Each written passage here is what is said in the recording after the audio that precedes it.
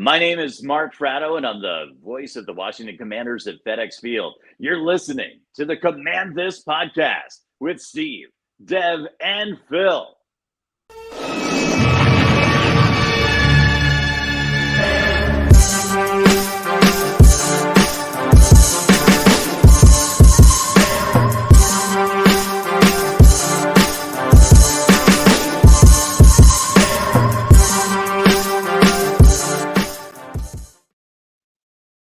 Good evening, ladies and gentlemen, boys and girls. Thank you for tuning in for another episode of Command This. It is Monday, 13th of November. It's time for our post-game weekly live stream. And this is episode 234 for us, for your boys. We're calling this one Big D or Little D. Kind of focusing on the defense here. But to help us bring in this episode, we'd like to have our boy, Mr. Big Doug, coming on from the Big Douglas show. Douglas McCray. Doug, thank you for joining us, man. Doug. True story. That was written for me. That's what this shit I love.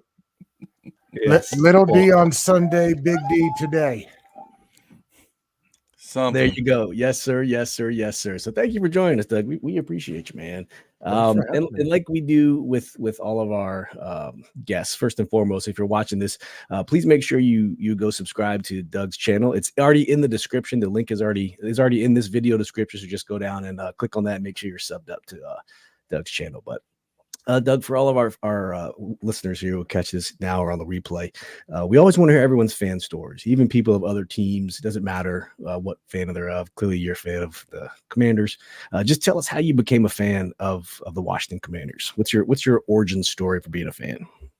Well, it's interesting. My dad was in the Navy, so we moved around a lot, and he wasn't necessarily huge into sports, so we kind of me and my brother picked it up later.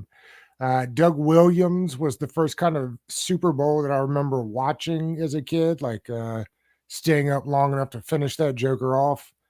And then when we finished where we were at, we grew up Georgia Bulldog fans. My grandparents were from Athens, so we always watched college football. But down in, if you know anything about Georgia and the Athens area, like they're not really into NFL teams. It's mostly all college down there. So when my dad retired, it was to Woodbridge, Virginia. And so we had always kind of been like partial, I think, Skins fan. Like if somebody asked you who your favorite team was, it was still the Skins. But then when we kind of settled there, we really got back into it and really just been fan ever since. That's awesome. Yeah, and Phil and I had the pleasure of attending opening day versus the Cardinals, and we saw you there in person for the first time, which was pretty awesome, man. Yeah, I haven't been to the stadium in forever. It was fun. Had a great time. Good to see you, man. That's fantastic. I was on Doug's show earlier. Thank you for having me. That was awesome. Phil was on there last week, I think.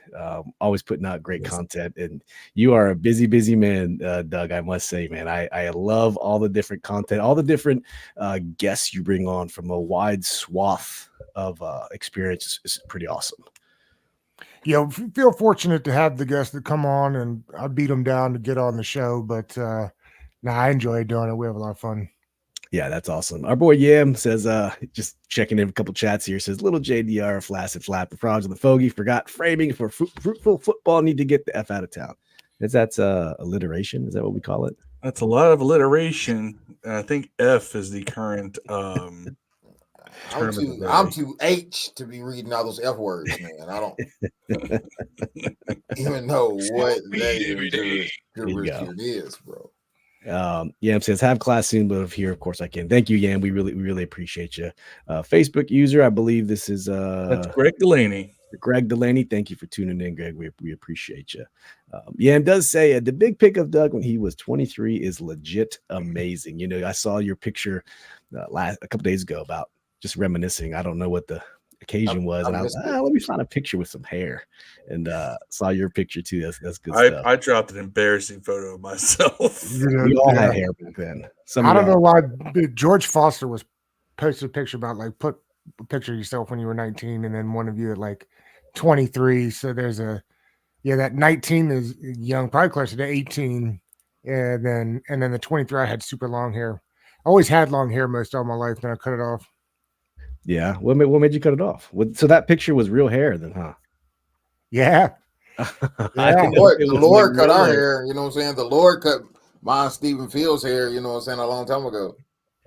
Yeah, but I got a buddy who the Lord cut his off too, and he always gets mad at me every time I cut mine. I had dreads down to my shoulders in my 30s, man. Since I hit like 41, 42, it was over, man.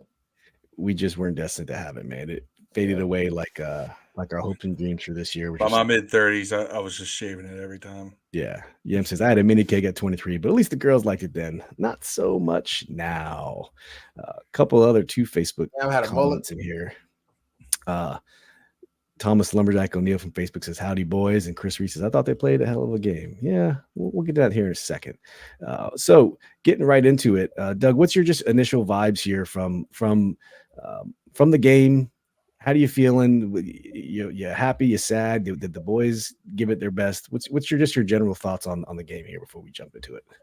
I think trying to figure out whether the boys gave it their best is the problem, right? Like, I mean, that's why I'm mad. If we're having a good discussion about whether they, the quarterback has moxie or the team playing with gusto, never a good thing. I do not think the quarterback's playing with moxie. I think that is a derogative term. So I'm just messing around there. Definitely a word only used on white people for sure.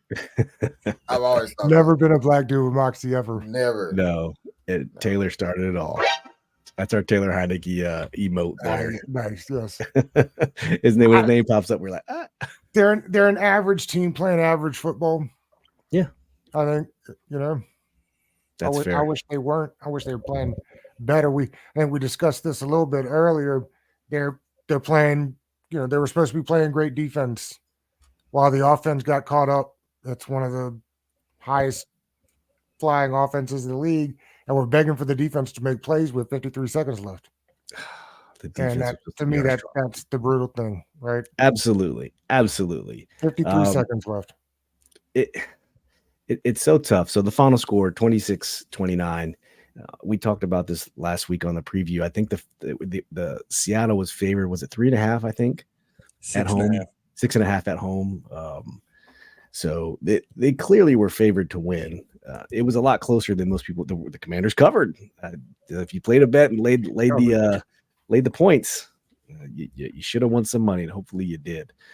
But Sam Howell was great. I think for the most part, finished up with 29 for 44, 312, 3 touchdowns, no interceptions. Quarterback rating of 109.3. Brian Robinson, 38 yards on the ground. Another 119 in the air as a receiver. And we'll go over a couple plays here. Antonio Gibson was the second leading receiver with 5 for 42 and a touchdown. De'Ami Brown, 2 for 41 and a touchdown. And then Logan Thomas, my boy Logan, 5 for 40. Terry McLaurin, 4 for 33. John Bates, 3 for 21. Pringle had 1 catch for 7. Curtis had 2 catches for 6. Alex Armour, 1 for 3. And Jamison Crowder and Jahad Dotson had no catches and a couple of drops. Joey Sly, 2 for 2, missed an extra point, and Tress was Tress. He did his thing. We had a couple sacks along the way. Actually, just one. John Allen had a sack. But from the Seahawks standpoint, Geno Smith, he was struggling all year. Hadn't had a really crazy game. He was 31 for 47, 369, and 2 touchdowns with a quarterback rating of 103.9. Kenneth Walker, 63 yards on the ground. Zach Charbonnet, 44 yards on the ground. And DK was DK, 7 catches, 98 yards. Tyler Lockett proved after he got banged by Forbes, 8 for 92 and a touchdown. Kenneth Walker, 1 catch, 64 yards and a touchdown. Pretty even time of possession. Time of possession was, I think it was 29. We pull up the time of possession here, but 29 to 32, 33, something like that, if I remember correctly. Team comparisons. Okay. Total time possession was 29-33 for the Commanders, 30-27 for Seattle. So very, very evenly. I said that you had to dominate time of possession to win this game. Yeah, straight up. So it is frustrating. Doug, we just went over the numbers here. Any of those numbers jump out at you? Or are you shocked to see something that happened didn't happen either way? Those stats. I mean, I was shocked for Brian Robinson, right? I mean, it's a huge game in the passing. Not that we didn't think that the offense wasn't capable of putting up yards like this in the running game. You know, the number that sits out to me is 4 for Terry McLaurin. Right. You tell me the last time you seen Stephon Diggs get 4 targets in a game, right? Jamar Chase, is he getting 4 catches in a game? They feed him. There's no way that you have, unless Terry isn't one of those guys, and that's a conversation that we can have if you like. But if you feel that he is or anywhere close, like, why don't they make sure that he gets the targets that number 1 receivers typically get? So, to me, of all the numbers that you read out there, 4 catches for Terry is Dotson has 0. Yeah. Well, there you go. And I've always thought that McLaurin was the worst $23 million receiver in the league, bro. I've always thought that. I've always thought we paid too much for him, and I've always thought he was good enough to be an all-star. But I thought, hey man, I get that he's good. He's the best player on our team on offense. But name another receiver that makes $23 million is worse than him, or better that he's better than. Yeah, clearly better than. Not like maybe or it's a toss-up. I mean, he's clearly better than. There's not one. You know, maybe Christian Kirk. But like I said, it's like 17, 18, I think. Like I said, yeah. Like either way, I'm with you.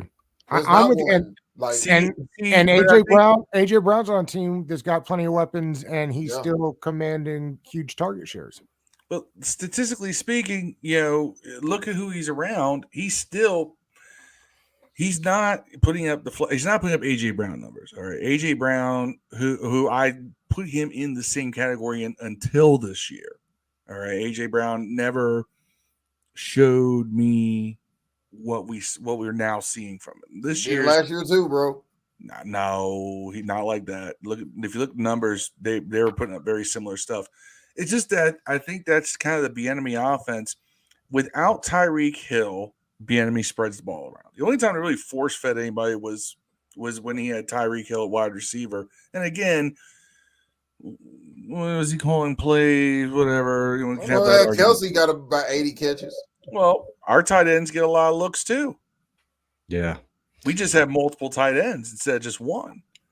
But we spread the ball around a lot. That's just what we do. And I think that better to have a Terry McLaurin because Terry comes up with the clutch catches when we need him to, much more often than not. The only time he hasn't was the Philly game where he had the 2 drops, which was uncharacteristic for him. He comes through when we need him, and that's kind of the biggest thing I think. McLaurin's like AJ Brown when he was in the Oilers or Titan. Real quick, we're going to go through 4 quick plays here very quickly through Next Gen Stats. Shout out to Next Gen Stats here. This is the Brian Robinson 51 yards. So this is a perfect example of Sam playing off script, eluding the rush, and just getting it out to Brian Robinson. Changing the arm angle, which we've seen all season. And remember, before the season started, there's some guy who says, "I don't think Sam Howell can be good because he can't change his arm angle." Bull. Yeah. You can see he quickly baits the running backs in, and the linebackers in, and just makes the adjustment. Warren was wide open, by the way. Was he? Yeah, but wide open, like the whole time, open, like now, open. No. Run that back. That's probably an easier throw. That was probably an easier throw too. Stop right there. Open. What's open about that? Throw it at the right hash in the middle, dog. Open. Remember, Dev, he was about to get sacked. I know. Get right there. He's still open though. When he's open, still open. He ducked down. He came up and then went to the left. Late when Howell would have had to turn his whole body to make that throw. He's already running at this point. Oh no, that looks like an easier throw than he threw. He still got it though. I know this thing when he threw that touchdown. I thought we were getting ready to roll on him. I did too. So did I. Yeah, straight up. We did for about 5 minutes. Oh yeah, it's good cooking today. Yep. No. Next play very quickly. So this was Antonio Gibson to the right for 19 yards. I'm sorry. Wrong. Terry's open on this play too. I remember this too. Yeah, sorry, I'm out of order here. No, show it. Terry's open on that one too. Watch it. No, we're trying to keep it in the right order here.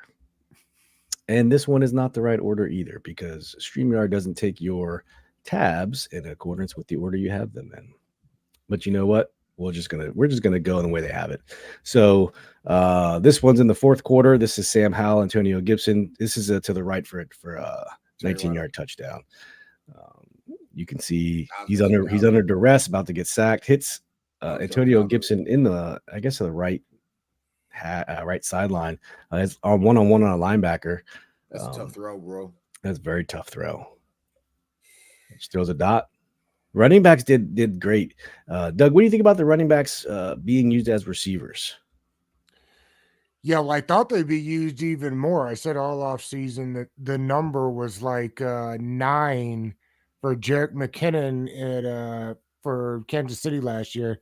That's second. That 9 is for touchdowns, receiving touchdowns on the team last year. So I expected that it'd be Gibson, but they said all along they liked Robinson in training camp with his hands, and he showed a little bit this year. So I've actually been surprised we haven't seen them more in the screen game. Yeah, I agree. Let's get to some comments here. Phil, you might have to tell us to name some of these people. Say, hey, everyone, what is going on with the Commanders? That might be the TF. I'd actually been flipping around different. Okay. Let me get back. I have it up too. I'll say exactly who they are. Just give me one. Sam is winning. The rest is not, but I'm waiting on the rest of the season. Another one says, this is Chris Reed. We got to remember Ron was running daycare instead of football team before the new owners got there. He can coach. I think he's going to see a different, but get rid of both pass rushers was stupid. Yeah, I think Ron. That was Chris Reed that said that. It's just time for a new voice. Tia Holloway said that Sam is winning the rest of the season. But winning, but the rest is not. She's one who wanted to know what's going on with the Commanders. Well, what's going on is that stay tuned for Thursday. We can throw the ball. We'll talk about the Giants, or we'll talk about the Giants game on Thursday. Yeah. What's going on is that the only thing that's working consistently is the passing game because the defense isn't being consistent at all. Although I will say this, I know this multiple times in our wonderful Washington Football Addicts game thread. Del Rio blitzes a lot more these days. Still not enough, man. Not enough. A lot more though. I told you this would happen.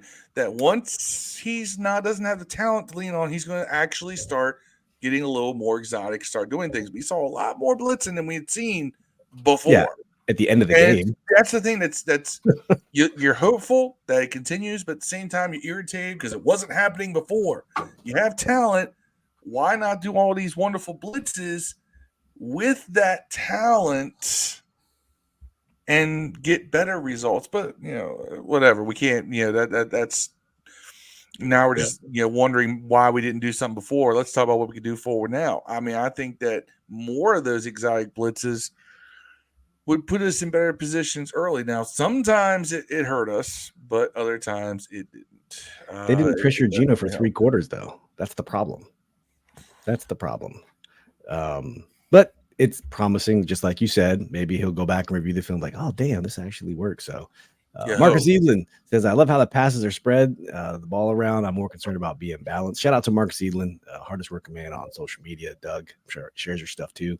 Make sure you're on Marcus's Sports View 2 group on Facebook, sharing all the good Commanders content. So we really appreciate it. Brian Butler on YouTube says, like that vintage skin hat. Appreciate it. This is my trapper hat. Dev threw his trapper hat on too. I got a Commanders trapper hat. It was on sale really cheap after a win. It's 65% off. It's not good at all. I don't like it. So I tried to change oil in this hat and got oil out on it. That's why I'm wearing anymore. Yeah. He also says Seattle played some pretty tight defense in the secondary. Sam completed some tough throws. He did, man. He did complete some tough throws. I do want to get to one more piece of video here. Well, animated video that we can talk about with Doug, and then we'll move on to the next piece. So this was the one I was talking about. So we saw Sam Howell improvise, and he's the first one we showed wasn't him scoring. It was just to Brian Robinson for a huge gain. And what did they do? They turned around and did it again, which was pretty awesome. So we're gonna watch it again. The first one was the huge game was just I'm sorry it again. Yes, it was the same. It was the same play ran twice. That's the Same moral exact of play. the story. Yeah. It was the same exact. Here's the thing: the Seahawks, if you look, same exact blitz. Yeah, it sure was. Because you see, they got their pressure. All, by the way, you ever notice all these pressures come off the right side?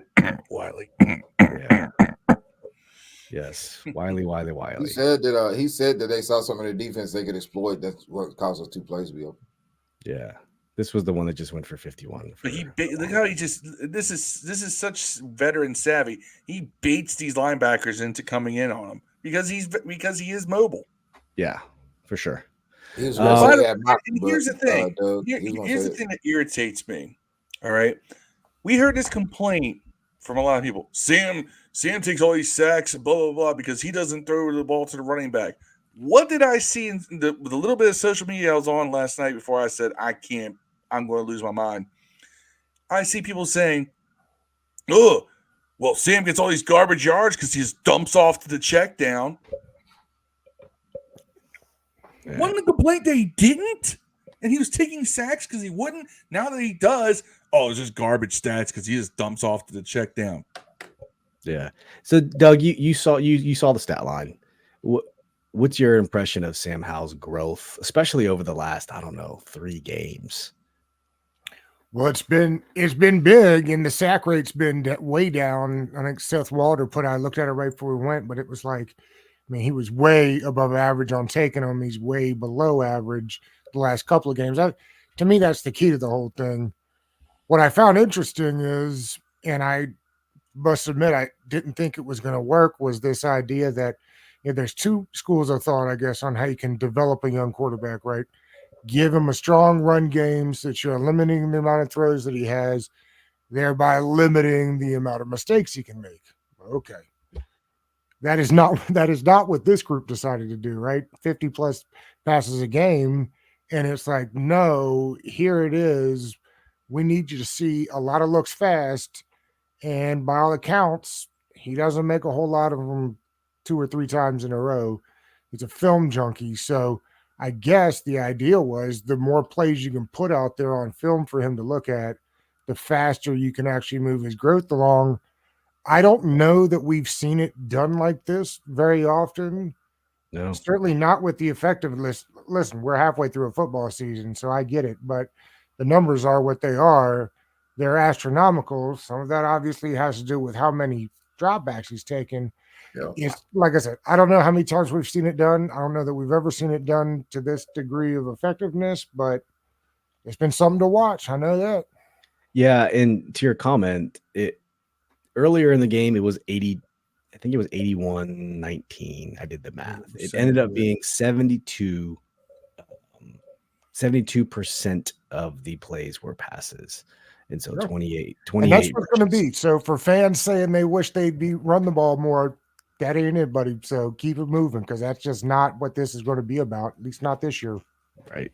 That's what I wish they would try to get a little more balance early and keep defenses honest, so that way it opens up the pass later. And everybody says, "Oh, we can't run the ball." Well, no, we can't run the ball whenever they do those long developing counters out of shotgun, and then it's like no. But when we line up on our center and we hand the ball off, and, you go off tackle or you go off guard, we seem to get yards out of that. And our running backs like to run. They're tough. They carry defenders with them. They break tackles. They move. They finish runs forward. When they get that little head of steam heading into the line, we've seen it multiple times, and we've pulled off a lot of great bootlegs off of that same look. I just wonder, when do you say, okay, Sam, you've thrown the ball enough, you've developed to a certain point, let's help you out with at least a little more complimentary run game. We're never going to go 50-50. I get that. This is the modern NFL. You don't. But maybe take it down from a 70-some% pass rate to in the 60% range, maybe. I don't know. What do you think? But even that would at least help. 75-25, Phil, run those 25 at the right time. It's always the bad.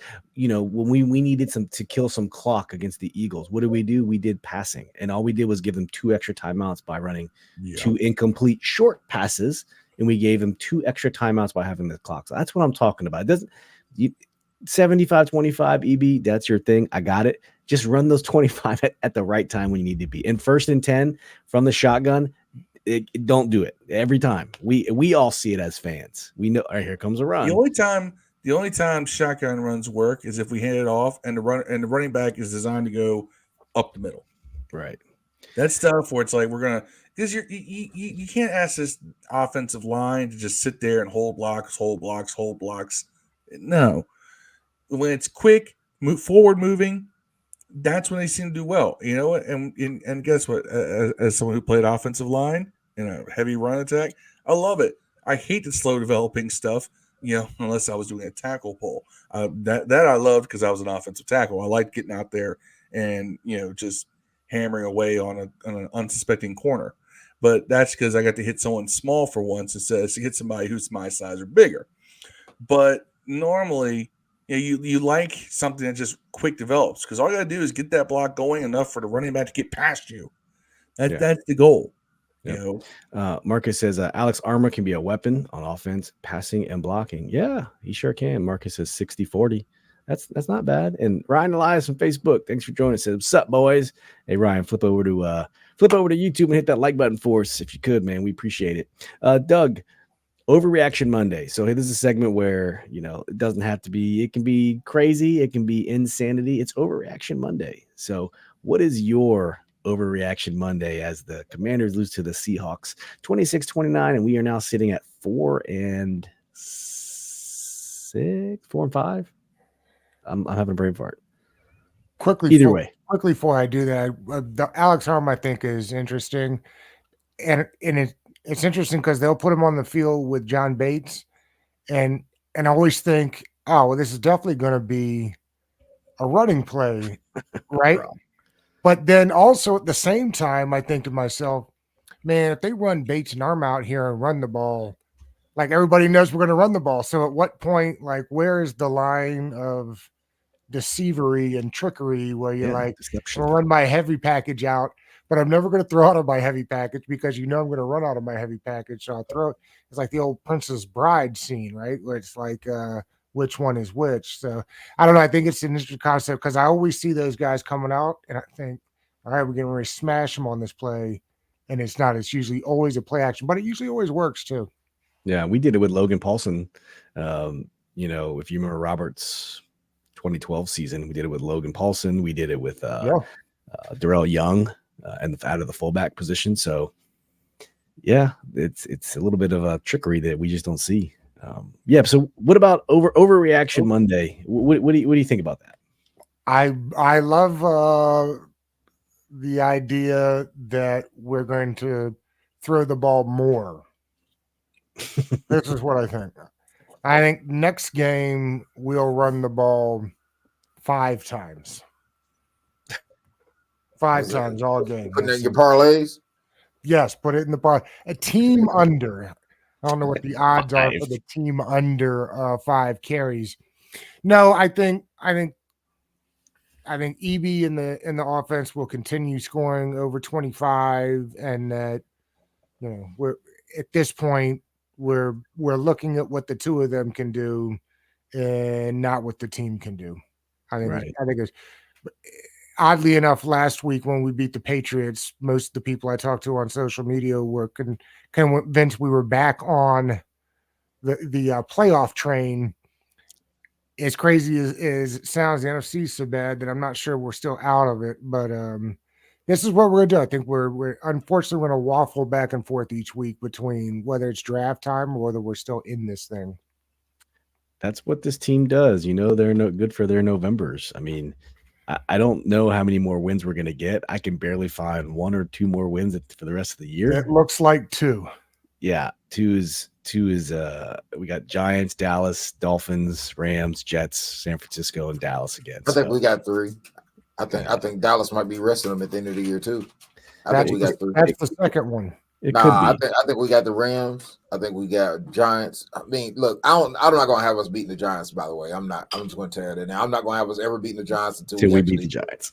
Right. So, Tom, we should beat the Giants. Keep it real. We should beat early them. 10-point favorites against the Giants. When's the last time you seen that? Well, Seattle was only I think we beat the Rams. I think we get both Cowboy games. Both.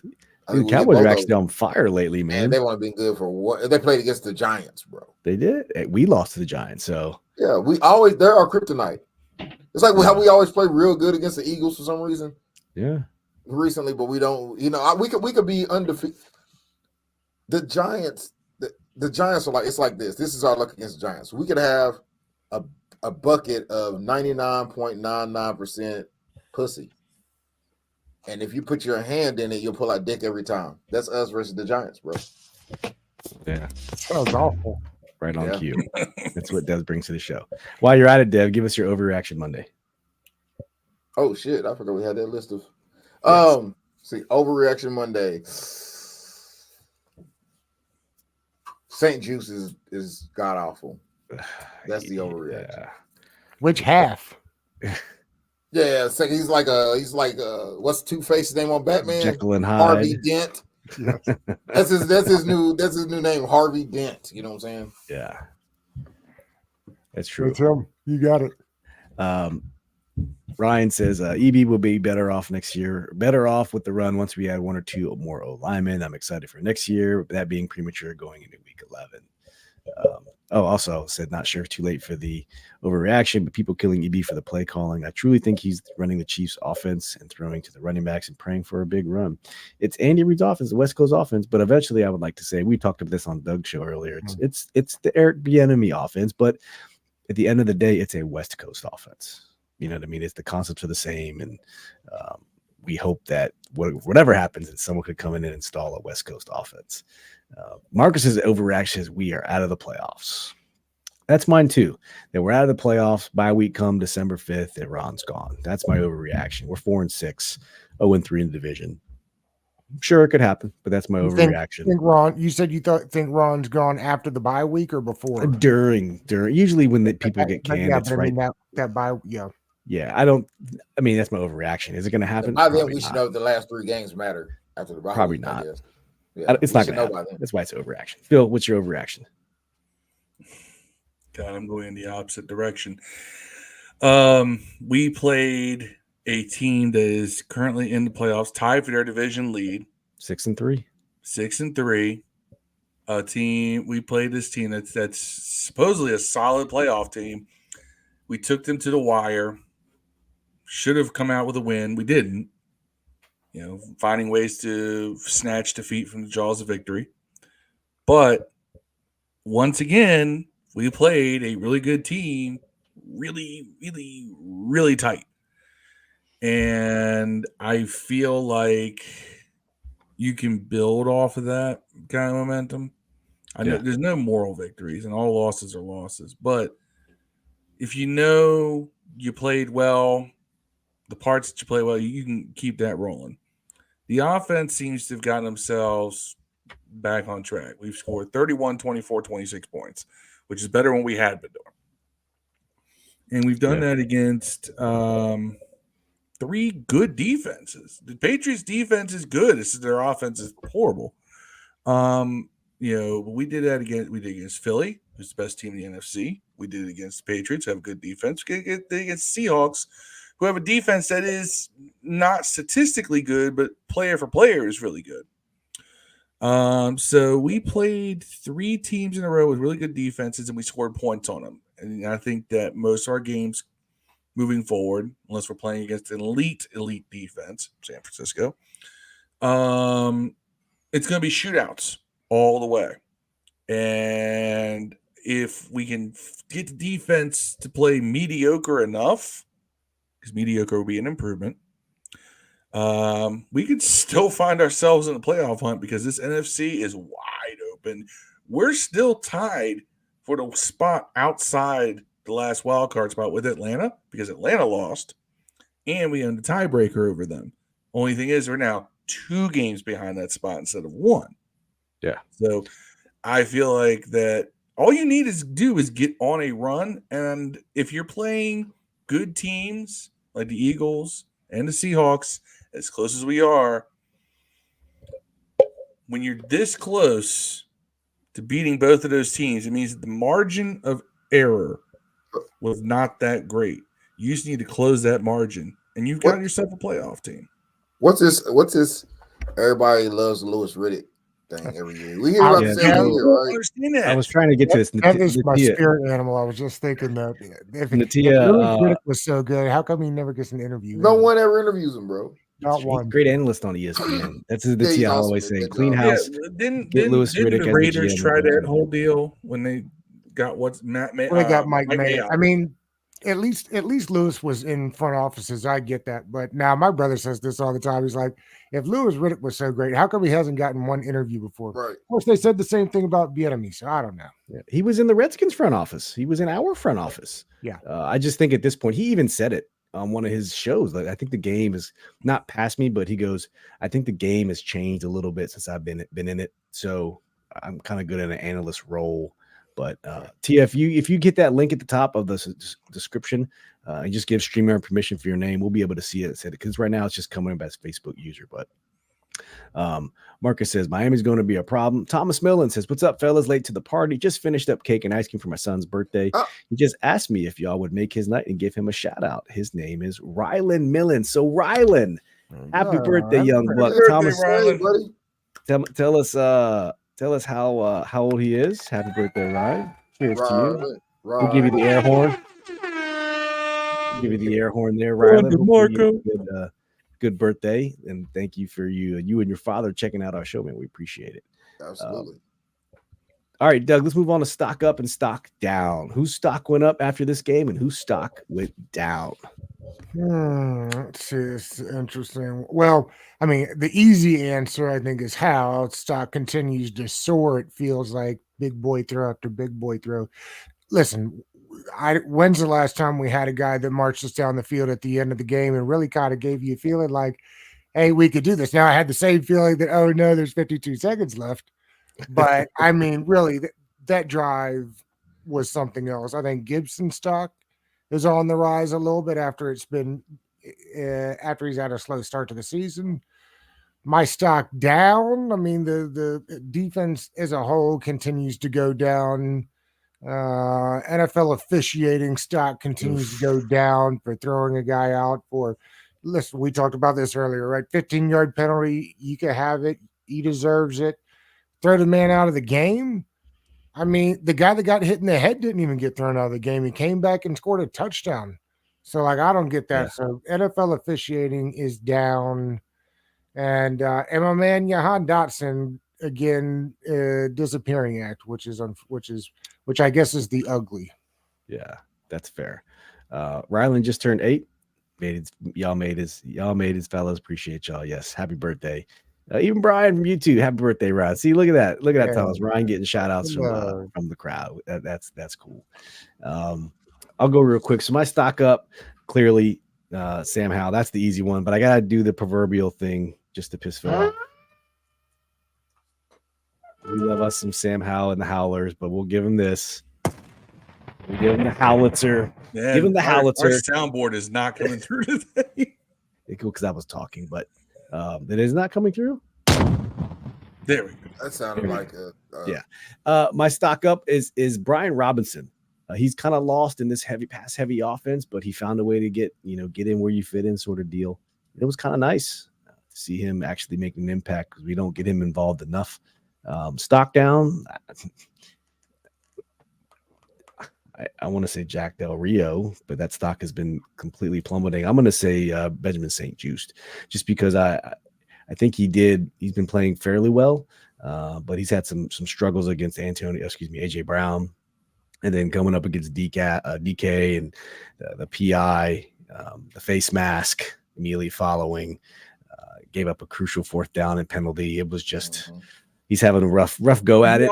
But it's funny because, again, it's that whole witch half because, he broke up a pass that went for DK and had him stuck pretty well in the first half.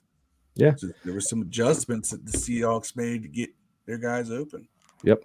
Thomas Mills says stock up, Hal, stock down, Del Rio. I don't know how much of this you can blame Del Rio for getting burnt on slants, man. Like Del Rio wasn't checking the receiver. How about press? How about call press? Man, maybe he did. Maybe that dude just can't press him. We were talking about this on Doug's show. A monster. Is it scheme? Are the guys playing out of scheme, or it's just like do what you feel is comfortable? Like if we you're don't in position know. to make a play, and you don't make a play. St. Juice got PI for pressing the slant. Well, no, he did pass interference, by the way. But look, man, clearly, look, man. The thing is, they just weren't. They haven't been calling it that aggressive all game. They just decided at that minute to call it aggressive. That's the issue. Well, that's a great point, Dev, because they were letting them play early. Right. Yeah. You know that's the problem. How he did grab him before, and I honestly think it was. I don't know. Was it pass interference or defensive holding? They called. Was it pass interference? It was pass interference. It should have been defensive holding because he was holding before he threw it. He didn't do anything to him after it was thrown. That's defensive holding. That's only a 5-yard penalty. It still would have killed a 4th down that they were going for it on, though. You know, so I guess it's kind of beyond the point. It was the same play that any post the next couple plays later. It's like that's on Juice, man. The coach's job is to make sure you're in position to make plays. If you're in a position, make the play.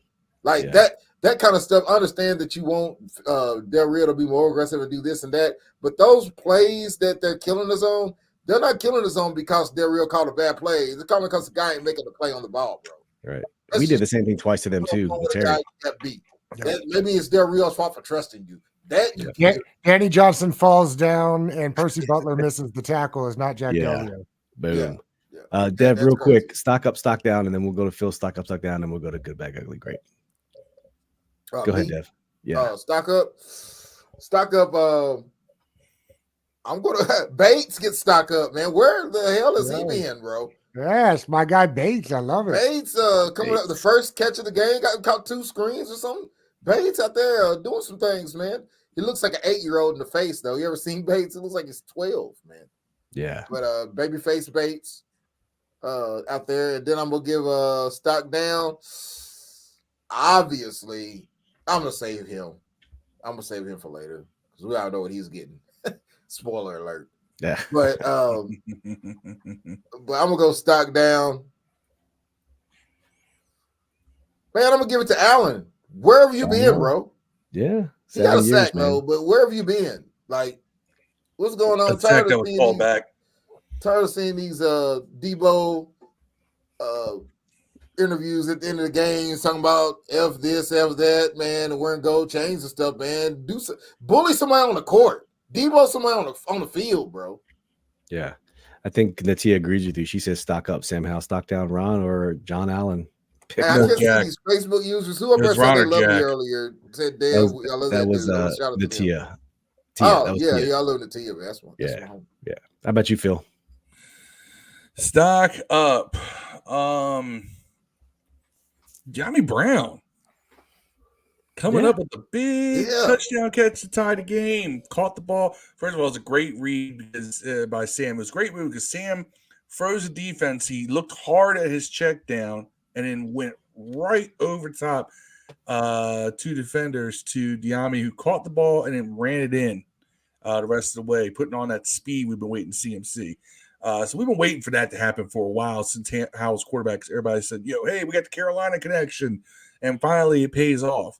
So stock up to Diami Brown. That was a big catch. Didn't do much else to game, but hey, when you come up big at the right time, you're going to get stock up from me.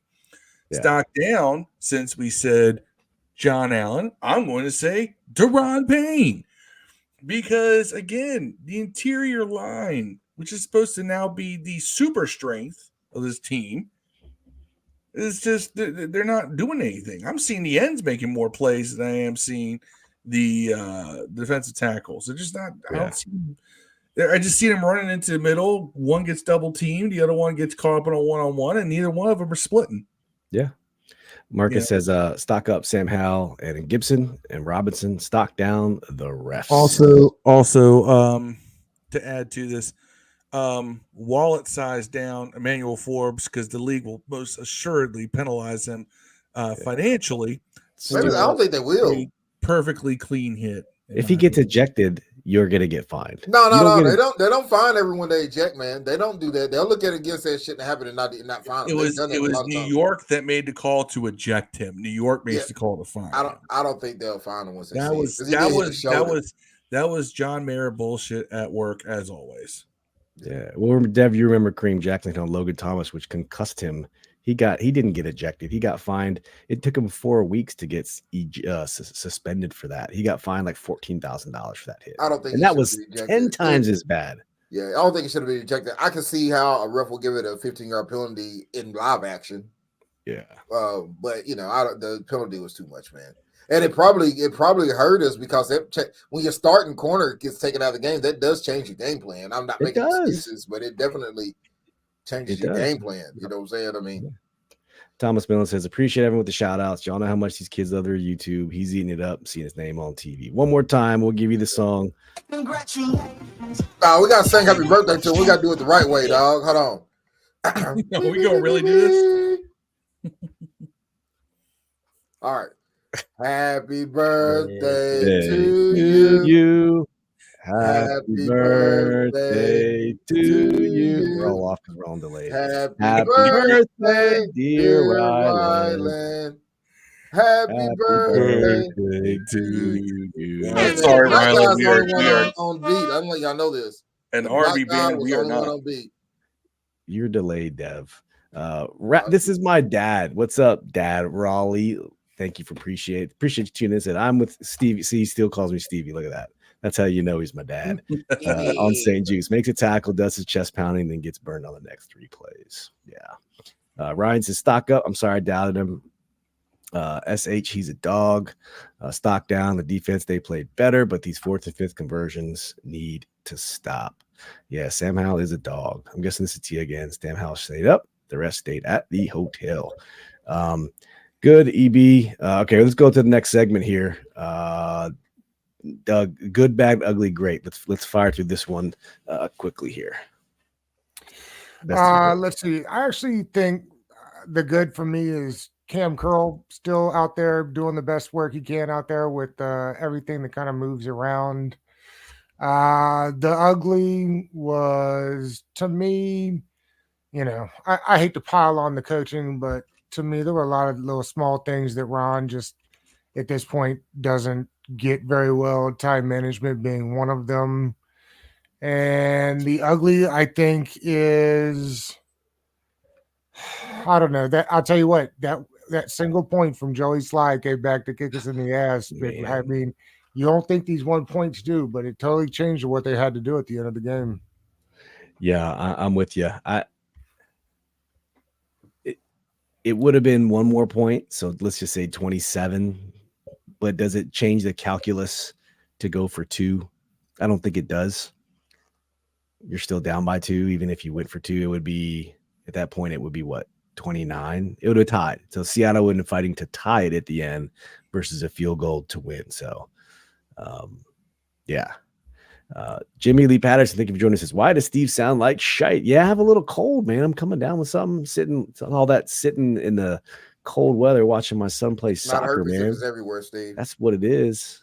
Got me out there, Steve, 3 nights a week. You got love, bro. Marcus says, good EB in the offense spreading the ball. Bad Ron Rivera and his time management.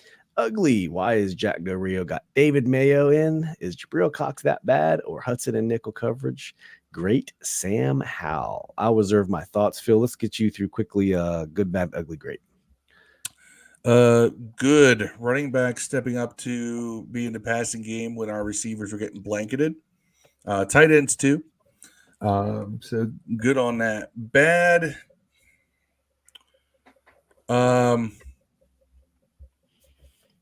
Just defense, or should I say, bad. I'm gonna say it's bad. The time management by Rivera, that was bad. Although I will say it didn't quite bite us because we still scored on that drive. I was a little worried that losing 2 timeouts like that, or losing a timeout like that, wasting it when we should have on that final drive. I was like, oh god, here we go.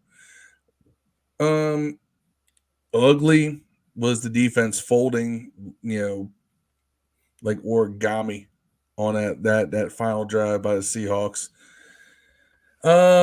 Great. Now I gotta say it, Sam Howell, great again. Finding open men, beating, hitting those blitz beaters, drawing in linebackers and making throws. Just, it's the first time in a long time that we have a quarterback who drops back to pass. I'm not holding my breath every time he throws. Yeah. I know if it's not complete, it's going to be there. I don't, it's not one of those things I go, you got a chance. You got a chance. Oh my God, he completed. We haven't had that since maybe RG3. I don't even know. RG3. I don't even know if I felt this good. Yeah. When the quarterback throws the ball when RG3 in 2012. I'm trying to remember if I felt that confident. Kirk, you didn't like Kirk? Kirk, there was always a little bit of that moment, just because 2017 Kirk. I didn't trust Jay Gruden. Yeah. Tia says, I love y'all, but this Bills Denver game is interesting. It's 9-0 Denver. That's crazy because I know Josh Allen have been questionable the last few weeks. I don't know. I think the league's kind of started figuring them out. Yeah. I would say Josh Allen plays his competition, but I watched our game. Yeah, he whooped our ass. Jimmy Lee says Cousins was never good under 2 minutes. Dev, good, bad, ugly, great. And then we'll go to game balls. Good. Good was Robinson's ability to catch the ball in the backfield. I gotta say, before the season started, I didn't see that good surprise coming. Bad was our inability on third and passing downs to sustain any kind of pass block.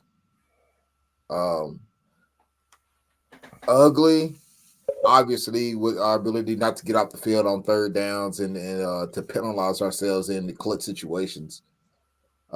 Great would have been Hal's ability to improv on passes to make something out of nothing. Because there's a lot of times we was like 3 and out, then he make a move with his legs to get some yards.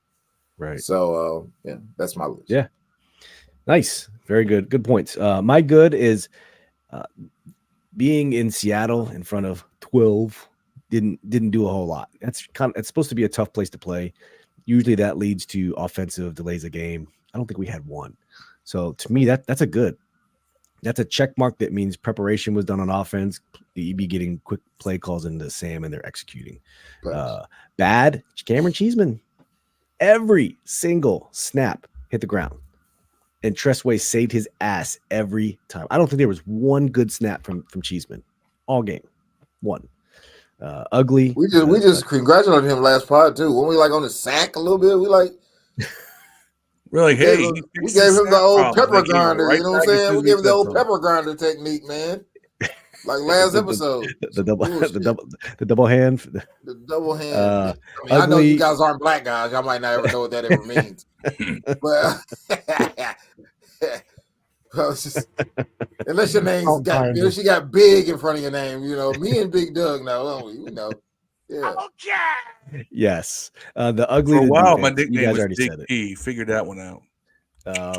Great, Sam Howell. There's no way around it. The kid's showing a lot of poise, and I'm not going to say moxie, but he's showing me everything I need to see to know we got a quarterback. So, real quick before we go to game balls, Ryan says good running backs being available when Sam was in distress. Bad St. Juiced. He's boom or bust. I feel like I have to wait 5 seconds until I'm like, okay, good play. Ugly Del Rio. Great how moving in the pocket. All right, Doug, give a game balls. Usually we give one out to each unit. Didn't you ask Doug his good, bad, and ugly, and great? Yeah, we started with him. Guest always gets to go first, man. And Dev. Don't do Smoke weed every day. I had to do it. I'm sorry. You know it's coming. All right, Doug. Game balls. Who are you going to give your game balls to? I like giving the game ball to the offensive line. I think you mentioned that I don't think very many penalties their way as I can recall on this one. Sack rate down. Listen, sacks are going to happen, particularly when you're throwing the ball that many times. I think you can see since Larson's been in there, like whose job it was to make checks at the line. We're not in the room, so we don't know whether it's the quarterback or the center, but obviously he's helped because the sack rate is going down. A lot of that is processing. Well, I think the offensive line was really good this week because they've got some pass rushers on that Seattle team, and you didn't notice them quite as much as I thought. I thought Boye Mafe might have wrecked that game And again, didn't hear much Frank Clark's name. So I give my game ball to the offensive line. Oh, very good. Yeah, we rag on them when they're down, but That's right. we don't give them the props when they do well. So fair enough. Phil, what you got? All right, my offensive game ball is going to go to Brian Robinson.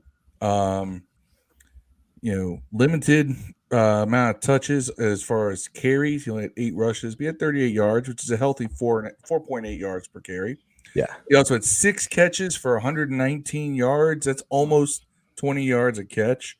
2 big catches, including the 51-yard touchdown. Defensively,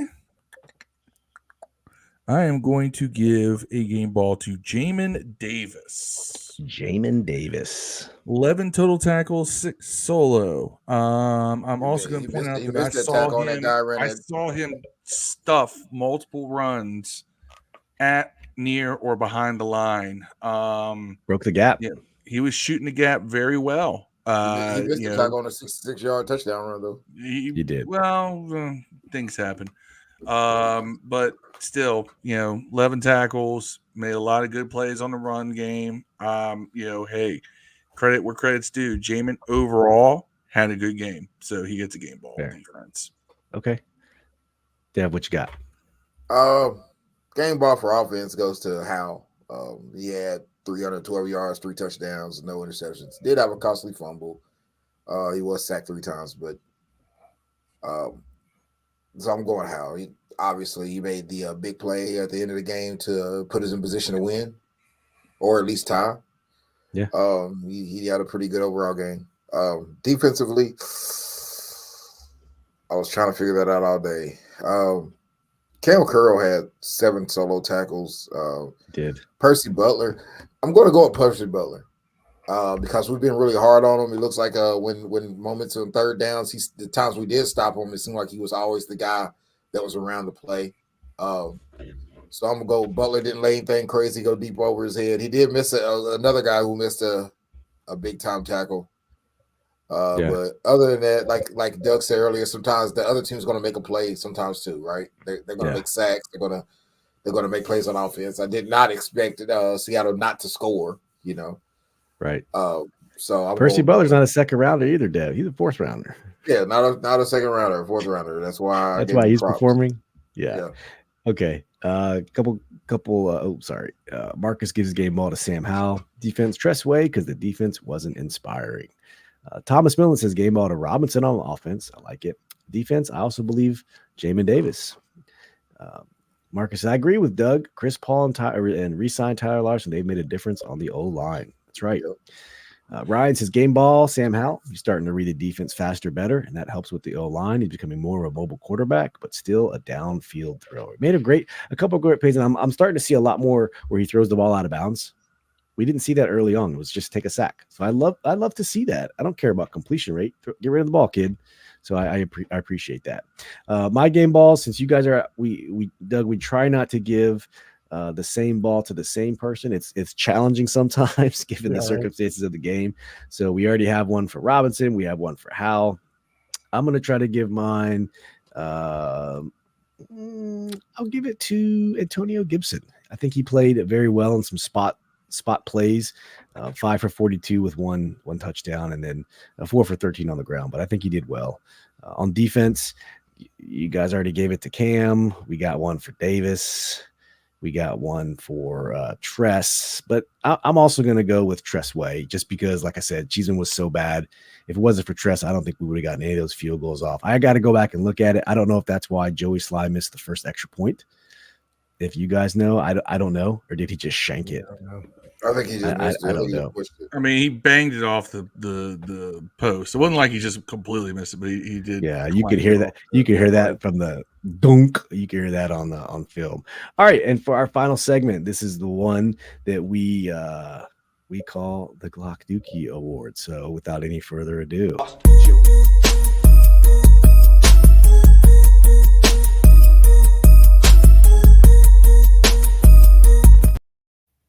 All right, so this is where Dev gives out his weekly Glock Dookie Award for the shittiest performance of the week. So, Dev, without any further ado,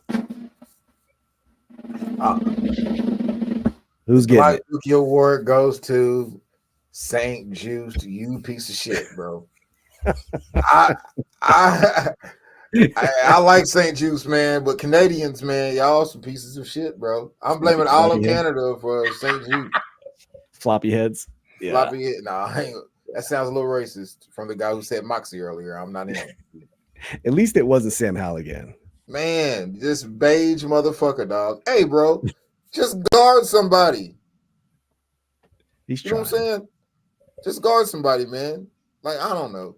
I mean, Yeah. First half, man, BSJ, I was like, hey, man, he's doing some things out here. Second half, you play you basically got a Glock Dookie award for 1 half of football, bro. Basically for one drive of football. Basically. One drive, man. That's you a Glock Andrew Dookie. Wiley territory. I'm trying to think of who would have gotten it if he didn't. I was Mayo, maybe. I don't know who would have got the Glock Dookie if it weren't for him. Danny Johnson for falling down. That's a candidate. Yeah, I thought you were going to give it to Danny Johnson. I think Danny Johnson he let a receiver go by him in one game, and in another game he just falls down. Ryan said it looked like he changed his direction due to the Seahawks coming in hot. Man. Jimmy Lee Patterson says no. Glock Dookie award. The poop emoji. Man. Hey, man, still to this day, Wally has the most Glock Dookies. He has 3 of them. He does. Yeah, Shotguns has 2. He says definitely Mayo. I wouldn't say that Mayo's. You gotta understand, Mayo's put in some bad situations in his defense just because he's asked to cover a lot of wide receivers. The bad position they put him in is on the field, bro. That's the position that was bad for him. But none of those linebackers are covering wide receivers. You had to choose between John Bostic and Mayo. Who you roll? Oh my God, man, Mayo. I'll go Mayo. I'm not gonna lie. I go Mayo. Oh, Doug, you gotta get on this. All right, who you gotta choose, Bostic or Mayo? I think Mayo is safe on that one. Yeah, it's not that far off though, man. Mayo make a Bostic can make a play about 2 or 3 times a year though. If we had a Glock Dookie award when Bostic was on this team, man, they'd have it. It'd be called a Bostic award. He would have probably gotten it every week for a while. Yeah. Oh man, that's good times. Well, that brings us to the end of today's show. It was a tough loss. We're 4-6. We're rolling into the Giants this weekend. Like Doug, you said we are what, 10 and a half? 10? 10 point under our favorites on this one. 10-point favorites. And don't believe the hype because it was Seattle was 7-point favorites. They won by 3. So hey, the odds are about as 10 points. The odds of us beating the Giants are makes as much sense as like R. Kelly singing "Feel It on Your Booty" in prison. Like, do you think he does that? And Tommy DeVito got hurt, if I'm not mistaken. So I don't know who's going to quarterback for the Giants this weekend. Somebody I have no better idea. than Tommy DeVito, the chances are. Whoever it is. Oh, they signed somebody this past week. Who was it? Coy. Did you see Tommy DeVito? Where he says he still lives at home, his mom makes his food and gets his clothes ready for him in the morning. He's bragging on that. Makes his bed. Everybody was mad. I'm like, you lucky fuck. I wish my mom did it for me. Yeah. Ryan said we should have kept Holcomb. He's injured for the season. He just had a I feel bad for Holcomb. He's out. Hey, fellas, I got to run out of here. Hey, Doug. Thank you very much, man. We appreciate you. Yes, appreciate the love. Make sure you go check out Doug on the YouTube. I put his link tree in the chat as well. So, Doug, we appreciate you, brother. Take care, man. Close it out here. Ryan says, "Hey boys, I'll be at the game to see Miami and Tua. Y'all be going there. Would love to see y'all fools. I think the Miami game is what I'm going to try to get to as well. I think that would be for me the best game to go to. I think it's December 3rd, Sunday, December 3rd. So I'm going to try, Ryan. I'll do my best. If not, I don't know when it's going to be. I'm not going on New Year's Eve, and I'm not. And I don't know the Sunday Dallas game, January 7th. So we'll have to see. Marcus said, I thought Mayo should have got the Glock Dookie because they were killing him on crossing routes. They were. Yeah. Too bad he didn't give up the 2 pass interferences in a row and then a burn for it, Yeah, that's true. One drive. Ral says, "Great show, guys. Appreciate you guys. Thanks, Dad, for tuning in, man. We appreciate the love. Thank you. Thanks, Pop Dukes." Ryan says, "I'll bring the bottle." Yeah, you bring the bottle. That's right. It could be Hal versus Danny DeVito. I mean, DeVito threw for 80 yards last game. Come on. First, the Eagles still are the Cowboys. Listen, if the Giants beat us, we might as well shut this podcast down forever. We can shut this season down for sure if we lose. I'm gonna go nuclear if we lose. If we lose to the Giants, it'll be the greatest podcast ever, though. On Monday, it will. Ron better be fired the next day. Yeah. Oh, he better be able to get on the plane. He better be fired the next day. He fly him back on Spirit. Even be a question. If Ron loses the Giants, then he fly him home on Spirit. That's what Frontier. We need around there with the IG models and OnlyFans chicks. Thomas says, "Thanks again, guys. Love it. Everyone be safe. Appreciate you." Thank you, Thomas, and happy birthday to Rylan again. Once again. Hey, Thomas, take Raleigh to go watch The Marvels. It's actually good. Don't listen to the reviews, man. It's actually a fun movie. It's the shortest runtime Marvel movie there is. It's barely over an hour and something minutes. It's pretty good, man. I had fun. The best part of it was Miss Marvel, bro. If I was a teenage kid, I would like Miss Marvel. I'd read all her comics. She was pretty funny in it, man. Yeah. Brie Larson can't act, but other than her, I like Brie Larson, by the way. I'm not gonna lie. She does not smile ever in anything, though. That's true. Like, she doesn't smile. Oh, she's a very bitter, angry person, that's for sure. But I don't like the whole Miss Marvel storylines they gone because they really have screwed up from their source material in ways that I'm just like, you're doing the opposite of what you're trying to do here. Well, shout out to my fantasy team because I am currently kicking Steve's ass right now, and I did it starting Taylor Heineke at quarterback. Yeah, I left 60-something points on the bench. It was bad decision making. I left 6 points on the bench, baby. I left 60 points on the bench. I don't know. I don't know. Hey, shout out Keenan Allen scored me a bunch of points. I had Kenneth Walker, and I had the Seahawks kicker on my roster. Oh man, he cleaned up for you. Those were 20. That was 45 points between the two of them, and then I got 41 points from Keenan Allen. And then everybody else came and delivered. Taylor Heineke got me a whopping 6.6 points at quarterback, and I still am up by 42 right now. And he pulled a hand. Yeah, your team's killing it. My team underperformed at all levels. Now the only thing is that I hope that Rod loses here, which I think he is. I think Rod's going to lose. I might ask you again. Look at my ask you every week. I said Brian Robinson, he had 26 points. I said Kirk, he had 14. Yep. Play freaking McLaurin. Don't ever play McLaurin in fantasy football. No, he isn't. Remember we talked about every time I played McLaurin, except for this week, I have McLaurin in a different league, and he gets me what he's supposed to get. Right? Yeah. He'll get enough catches and yards that he'll get what it is.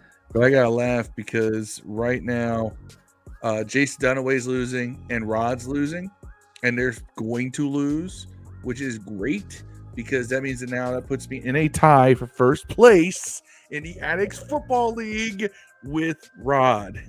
It would be nice to have a Addicts actual standing member of the Addicts win it. You know what I'm saying? You can't let the traders win. I'm actually Raiders. I'm in first place. I'm gonna be in first place, tied for first place in this league, and then I will be in my other money league. I am in second place. So bound. If you guys were still listening to this long ass podcast we're having today, Rod is going to join us on the Barbershop podcast during bye week. He is confirmed. So we're going to get drunk with a Raiders fan. Yeah. Sure, they have a lot of jokes because they might have a better record than us by then. So yeah, they beat the Jets yesterday. Hey, look, they had to go and get a former Redskins linebacker to be their coach. Antonio Pierce. I was so mad when we lost him. Who handled his intern coaching job a lot better than Michigan's intern assistant coach. Dude, that dude gave a Terrell Owens, that's my quarterback speech, and started crying. That's my coach. We did this for him. But they won, though. Everyone said they're not going to win with Harbaugh. They took it. They took it to Penn State's ass. Yeah, man. I'm telling you, Thomas, it was a pretty good movie. I'm not gonna lie. I went with the lowest of expectations. I went thinking it's going to be crap. No one liked it in the reviews. But everyone that I know that's went to see it, there's been about 4 or 5 people that I know went to see it. Everyone has said, hey, man, it wasn't bad. It was pretty good. It was fun. Everybody said it was fun. You can pick apart every Marvel movie, man. There's no way that people are going to not like a Marvel movie at this point because it's Marvel. They're not going to, every movie that comes out from Marvel from now on, no one's going to like. They're going to always say something bad about it from now on. Well, I really think Star Wars level, bro. Every Star Wars level where there's no at one. Some point you need to chill with it. You know what I mean? There's just too many. It's homework now to go watch them. I don't know, man. Like, if you just watch them for the movies, it's fun. But like you said, you do have to watch all of them now. Once you get caught up, it's awesome. You have to watch. Once you're caught up, you're good. Yeah. You have to watch Miss Marvel. You have to watch Miss Marvel on Disney, which is actually, I like that too. I'm telling you, the only one of those Disney shows I didn't like is the She-Hulk. I didn't care for that one. Yeah, but at least that was entertaining. That was terrible. The one with She-Hulk. No, the one with Vision. WandaVision was. I liked WandaVision. It started slow. Okay, WandaVision was real slow. It started slow. It was good. Yeah. The best one I liked is Secret Wars. I like that one with Samuel Jackson. Yeah, I haven't watched that. Except the ending was terrible. Don't spoil yet. I have it in the queue. Loki was the best. First 2 years, first 2 seasons of Daredevil were the best. Oh yeah, I don't count those though. All those were better except Jessica Jones. That was crap. Which is a shame. I thought that one was going to be good. Hey, Chris Reed poses a question. He says on Facebook, if they're going to make a coaching change, who would they get? There's not a lot to choose from. So given what we know now, Belichick, son. Harbaugh, son. Lincoln Riley, son. Coaching change in mid-season. At this point, no. Let's just say. Let's preface this. Let's say the end of the season. Yeah, that's fine. You asked Lincoln Riley if he wants to come. You asked Belichick if he wants to come. You asked what's the who did I mention at first? Harbaugh if he wants to come. And if none of them come, you got to Ben Johnson. You still have Eric B. For under contract for another year. So that's 5. Yeah, I mean, there's a lot of guys you can choose from. I would go out to McVay.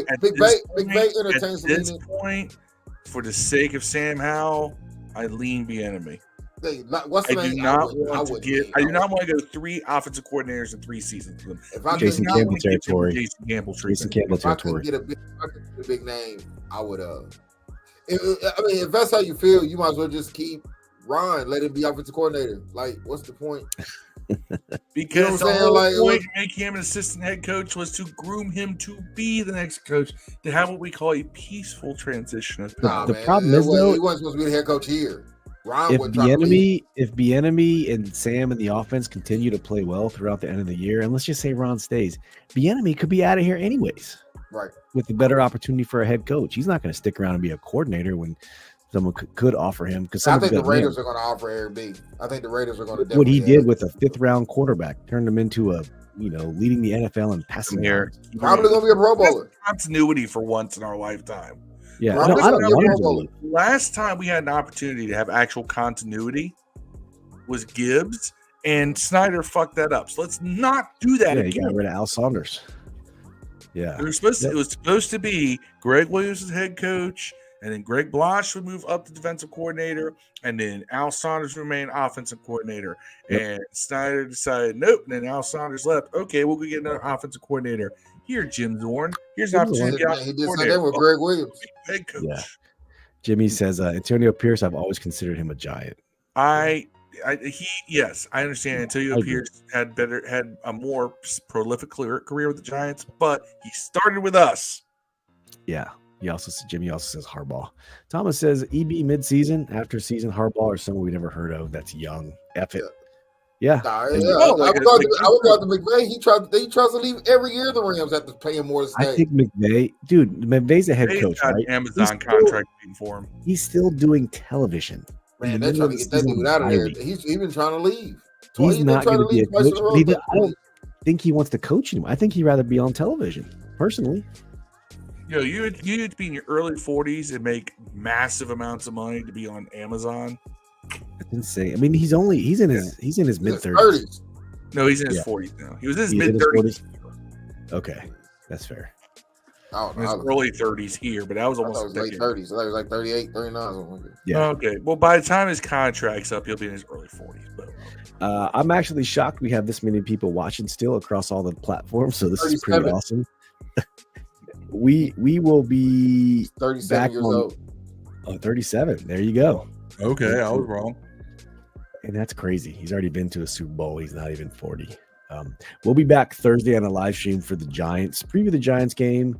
This should be a simple win. But with this team, you never know. We are consistently inconsistent. And like Dev said, until they beat us, it's hard to pick us to beat them, because just to rehash the predictions that we had, Dev had us winning 24-21. Phil had 23-19. Thomas Millen had 31-21. Marcus had 24-20. I had 24-20 Seattle. Badass Lord Tipsy, shout out to Lord Tipsy, 34-30. He had 34-3 Washington. Aaron Scher, 26-24 Washington. The Mandalorian had 22-21 Washington. So Aaron Scher came pretty close. He nailed our points. That's right. It was close. And Thomas Mills makes a good point. This ain't the Giants we played earlier this year by a long shot. Yeah, there's no Daniel Jones. Well, they didn't have Daniel Jones last time either. They had Tyrod. That's true. There's no Tyrod Taylor. They got Barkley. That team is in shambles. That is, you know what, Phil? That is our team 2018 post Alex Smith and post Colt McCoy. That's what that team is right now. That's our Mark Sanchez. Is that Josh Johnson team? Josh Johnson made it look legit though. He made Mark that off. Josh Johnson. By the way, Mark Sanchez absolutely terrible at color commentary. God, listening to the game yesterday, you were losing by 30 points. Yeah. He's not. Everything we did was bad. Everything the Seahawks did was great. And it was just like, Jesus, dude. Yeah. Mark Sanchez is so bitter because didn't he basically butt fumble with us? I was a Jets. He did something else that was really stupid. It was close. He basically came off the street without no practicing play for us. He basically pulled a dive with us. Didn't he give? Did Adrian Peterson break the? Did he have set our record for the longest run in team history? Yeah. Mark Sanchez handed him the ball. That's his claim. Congratulations, Mark. You can turn around and give someone else. That's what he did. That's right. All right. Any other shout out? How we won in New York. Anyway. Yeah. Also recommend another movie, The Burial. Watch that. It's got Jamie Foxx and Tommy Lee Jones in it. What's it called? Good. The Burial. It's pretty good. I think it's on Netflix, but it's really good. It's about a guy who suing a large billionaire Canadian company who's trying to basically defraud his business from him. Based on Thank you, Thomas. Really good. Thank you, Thomas Millen. He did. I thought I couldn't remember. He had like butt fumble 2.0 with us. Oh, 2.0. Okay, that was about 1.0. 2.0. Chris says, look, Ron, when he was coaching the Panthers, he was one game away from perfect season. Give a line that they can block, we will be all right. That's what we've been saying. Nah, man, like Ron's only had like 4 winning seasons. Like he's just a great coach. Well, no. Three seasons where he was really good. Honestly, though, if you watch Secret Base's review of the collapse of those 15-1 Panthers, you can see it was again one of those things where Ron was given an exceptionally bad set of circumstances. And no coach was going to win with that. Right. So just like the one he was given here. Just like what he inherited here. That's how I feel with every coach in the Dan Snyder era almost. That's how come I always said that I wouldn't be surprised if they kept Ron. He's only got 1 more year on his contract, man. Like, why would he? I think with 1 more year, they're like. Well, I think you can make him. I think you can keep Ron. I'm not saying this is gonna happen, guys. But I'm saying I think you can keep Ron as head coach and make it take away all player personnel from him. Hire a new GM, right? And let that dude work around this year and hire somebody else next year if it don't work when everybody's out of contract and have to pay everybody off. And then on top of that, you would make him hire a new defensive coordinator if that's what you needed and everything, man. You got your OC under wraps. keep Ron there because I mean, players, I think they kind of still like him. I think you just get another This team plays hard. I'll agree with you on one point, Deb. This team, if people are like, oh, Ron's going to lose the locker room, we've been saying that for 4 years. It ain't happened. This team, I don't think they turn back on Ron. I think they feel sorry for Ron, if anything bad. You know what I'm saying? Well, because they're not playing for him, and he's out here fighting cancer and trying to turn around the entire organization's culture. Having to go that's what I said at the beginning of the year, Phil. Like, you know, I think Ron's number one job here was to change the culture. Number 2 was find a quarterback. Number 3 is to win, dog. I like this year was you find the quarterback. Next will be winning. I wouldn't be surprised. Now that wasn't Harris's regime that said that. That was like Dan Snyder's regime plan. But you know, I wouldn't be surprised if he says, "Hey, these guys got 1 year left on their contracts. We got a lot of draft picks now. Let's change it up where somebody else is drafting these guys. Let's get another defensive coordinator in here to get some more youth in the building, and then roll with it 1 more year." I wouldn't be surprised. It wouldn't be. I don't think that would be a horrible thing. The fans would. Oh, they would flip. But I think that especially if they end up with a run. Like if they end up with a run where they win 3 or 4 of them. Like especially if I'm Ron, I just hand it over at this point because you want another year. That'd be the way it hurts. Tell you what, Ron in the past few weeks looks like he has aged 20 years. Like presidency, right? It ages he looked 20 years yesterday. Like in weight, at first I thought he was Del Rio. Yeah, because Del Rio's always had a more cragged face. Looks like he's losing some weight too. But Ron this past week, like he looks way older. I'm just like, yeah, it's getting to him. Let's finish out the year one way or the other. I'm in the White House, bro. And then, hell, like I said, our offense is now at 16th in the league, and we're averaging 21 points a game for the whole season. We didn't think this offense was nowhere near that in any category early in the season. So it's been a big catch-up just to get to league average, which means that there is a definite improvement on the offensive side. If this improvement continues, just hand it off to the EB, let him take over next season, have a peaceful transition of power, have some sort of consistency from one regime to the next in terms of somebody who's been in the house is still in the house. Let a new GM come in with EB. You pick your new coordinators, and then you move forward. That's what I think this whole thing was for a peaceful transition from Ron to EB. I think that has been the plan from day one. I agree. And I think a big person who orchestrated this is Andy Reid. Andy Reid is Ron Rivera's mentor. Andy Reid gave Ron his first shot in Philly. Andy Reid is responsible. Andy Reid is the patriarch in all of Tomlin this. also is a name. Mike Tomlin ain't going anywhere. He ain't leaving. The Steelers will double his salary. I think his contract's up. Tomlin's going nowhere. That's what the Steelers do. They maintain consistency in coaching. That's what they do. They've had 3 coaches in like 50 years. It's amazing that the Steelers have as good a record as they do, considering the fact that Matt Canada is an awful offensive coordinator. We'll probably fire him. Thomas Millen said, "This is awesome. I'm surprised y'all still on. Have a great night, fellas. See you Thursday." Thanks, Thomas. We appreciate it. Let's get to these final couple comments and we'll shut it down here. I think Chris is still saying, "I'm done waiting for Ron to come through." I'm sorry, that's Chris McDaniel. Chris, thanks for joining us, man. Hitting us from Facebook. Chris Reed said, "Then we start over again. I'm tired of listing that. Back to the 80s when Gibbs came. They wanted to hang him his first year." Chris McDaniel. Well, that's because he lost his first 5 games. They wanted to hang him after that. Yeah. Chris is rooting for him to be successful. By the way, Tomlin refused to extend his contract. He could be done this year. I don't see them getting rid of him, but he refused to extend his contract. That's what I'm saying. Like there's a lot of ways. Tomlin will be a fucking ballpark. Knock out the ballpark. Oh yeah, I'd pick him over I'd pick him over Belichick. I'd pick him over Harbaugh. I'd pick him over any of those. Everyone. Period. Chris says, "Forgive me. I've lived the Allen area. I've seen all the great plays. I've sat in RFK, freezing my ass off, watching those stands just shake." Jimmy says, "Get well, Steve." Yeah, I just got a little bug, man. I'll be all right.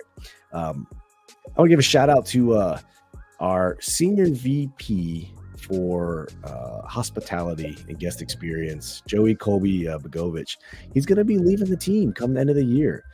He's going to take something a little closer to home. He's going to be the Chicago Fire Football Club Vice President of Match Day Operations and Guest Experience. So he's leaving an NFL team and going to an MLS team in Chicago. He's a Chicago guy. He has roots there with family. So shout out to you, Joey. You've always been great with the fans. I've shaken your hand, I think 3 times between training camps, and last year you scanned my when Phil and I went to was it the preseason game? It was the open practice. We saw you scanning tickets. As the senior VP of guest experience, you were scanning tickets to get his name, which is pretty cool. So shout out to Joey. Best of luck to you and your family. Wasn't his husband the one that came up to you and thought it was great that we were talking so nice about him? And which is, yes, it was weird because we were just talking about how cool is it as the senior VP is scanning tickets and his husband was behind us and he thought we were going to talk smack about him. He was like, I was going to have to, say something, but it was just all complimenting, and he just happened to hear it. So that's kind of a cool story. Fellas, any other closing comments before we part ways till Thursday? Shout out to Joey. Shout out to my PS2 for getting me through last night instead of me being on social media. Being ass. PS2. I was telling these guys, I found, and this is a hard game to find, and I'll tell you why. I found a copy of Def Jam Fight for NY, Fight for New York, which is a fantastic old PS2 game. I still play my PS2 because I'm an old school guy. And instead of getting on social media and just fighting with fans making stupid comments, I just let's go turn this game on that I paid $100 for because you can't find it anywhere. Oh my goodness! You need to join the new gen with us, with me and Steve. Do what? You need to join the new gen with me and Steve. You can still play Def Jam on the new gen. Well, I have a PS2 though.